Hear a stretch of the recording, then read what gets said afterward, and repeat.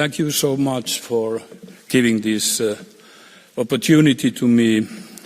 Thank you for your kind invitation. It is an honor to be back here in the Parliament after visiting many years ago. As the EU's legislative chamber, you clearly play a vital role in our joint effort to strengthen our preparedness and readiness. I hope to provide you with a clear picture of the challenges we face in this regard, but also what measures we could envisage with your help and support. I started my work last spring with one very simple idea that seems to have been forgotten at times in the EU. Namely, security is the foundation for everything we consider important. Without it, our open democratic societies would not be able to flourish. The quest for security and peace was behind Europe's integration after the Second World War. When Russia rolled its tanks into Ukraine in February 2022, we were reminded once again that security is not a given. We need to invest in it and never take it for granted.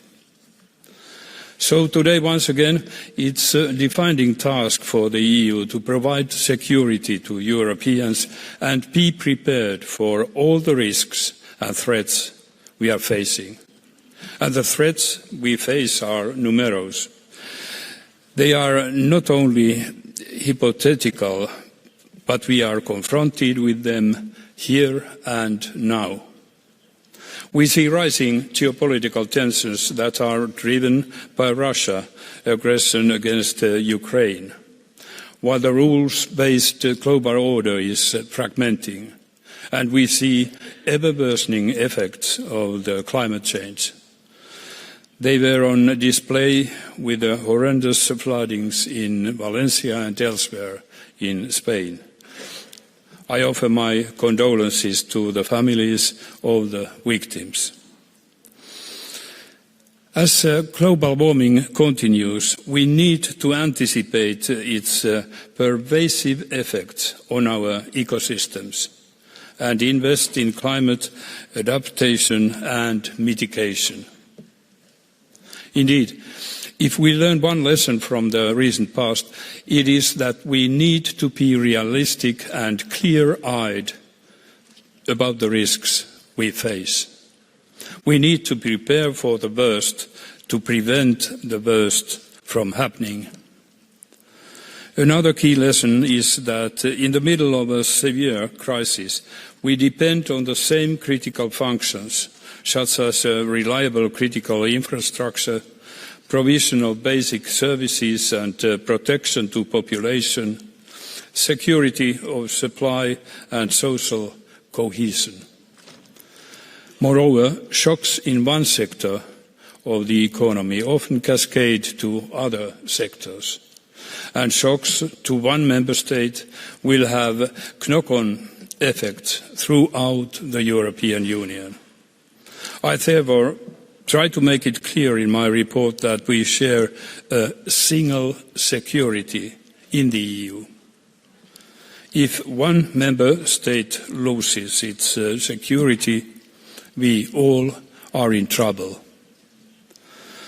Our deep integration also offers opportunities to work together and prepare ourselves for when a crisis hits one of us or the Union as a whole. After all, member states have made profound pledges of solidarity and mutual assistance to one another in the EU treaties. We are not building the EU preparedness from scratch, especially in the past 5 years as reactions to the pandemic, raging forest fires and Russia's war against Ukraine. The EU has already enacted several major pieces of legislation and introduced new tools. The EU came out stronger from these crises, but EU's action was initially about reaction and ad hoc solutions. We need now to move from reaction to proactive preparedness and realize that geopolitical and climate developments are often outpacing our action. The starting point for my report is therefore to address the full range of threats and challenges, including possible worst-case scenarios, such as a prolonged drought, a new pandemic, a major cyber attack or sabotage causing a blackout of a vital network, or even armed aggression against one or more EU member states. Such crises are not as unthinkable as they once were, and they can happen very well at the same time. The central objective is to ensure the Union can continue to function under all circumstances. To achieve this, we need to shift to what I call in the report comprehensive preparedness. This means the ability to bring all relevant actors and resources together to prepare for and address the most serious crises. Crises do not happen in silos, so we can only prepare for them successfully by being able to act together. This is a shared responsibility of the various EU-level actors, including the Commission and the Parliament, as well as the Member States. But importantly, it also involves the private sector, civil society and individual citizens. This is what the whole of government and the whole of society approach is about. Strengthening civil-military cooperation is an integral part of this. Civilian and military crisis responders need to be able to operate seamlessly together, and this applies by extension also to the EU and NATO. The forthcoming Preparedness Union strategy should define at EU level the key societal and governmental functions for which continuity should be ensured under all circumstances. This applies to the basic needs of citizens, but also services provided by the government or private sector.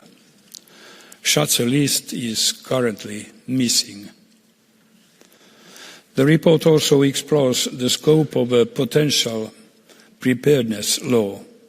This could be a framework to agree on standards, targets, and to streamline decision-making, coordination, and information sharing. The key is to link EU and national levels. Preparedness and security should be mainstreamed and designed into all EU legislation and future investment programmes.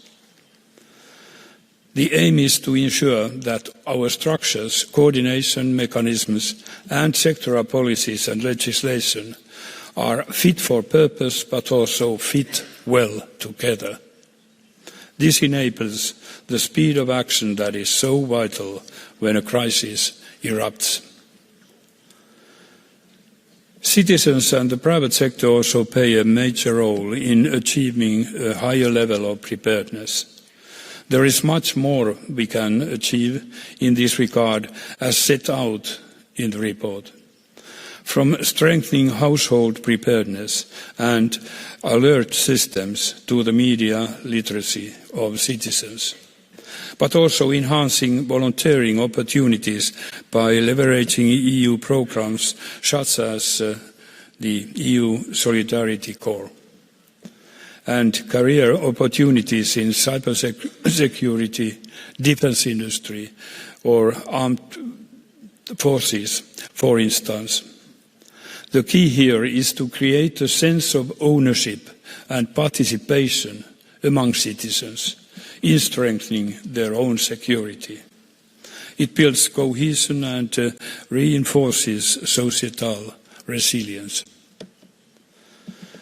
This is at the heart of the Finnish national way of preparedness, in my view. It's not a model, a structure that we can transpose as such at the EU level. It's rather an attitude. It's done by the people. And they can only work well together when there's a high level of trust. The trust we need for the EU's preparedness must begin with the trust of citizens that their political community is worth protecting and defending. Trust is also the key to strengthening public-private partnership. I see a lot of opportunities here too. The lines between economy and security are blurring. The private sector realizes all too well that they are exposed to supply chain shocks, cyber attacks, resource scarcities, and economic security risks. The private sector can help by sharing their data on production rates and information on vulnerabilities and supply chain dependencies. The EU side can help by extending resiliency policies and creating a stronger ability to absorb shocks, for example, through a comprehensive EU stockpiling strategy. Our open democratic societies are based on the respect for the rights and liberties of individuals. We provide a broad open space for people to be free. But at the same time, this open space is constantly used by malicious actors to hurt us and to undermine the trust of people against the whole foundations of our democracies. A key question is to make sure that we protect our values without letting them be weaponized against us. We need to deter malicious actors who are currently conducting a hybrid campaign against us with relative impunity. The report identifies a range of recommended actions in this regard, both to reduce our vulnerabilities and to upgrade our response.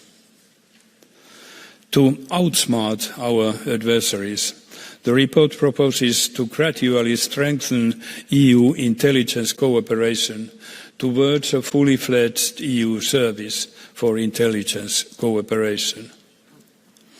This has received a lot of attention in the media. I want to be clear, this is not about a CIA-style agency, but about better working together. And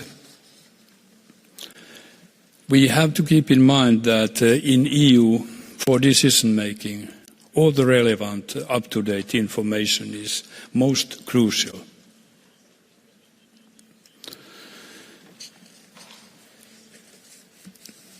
Yet we need to ensure that EU leadership has the best intelligence picture possible. That is the target.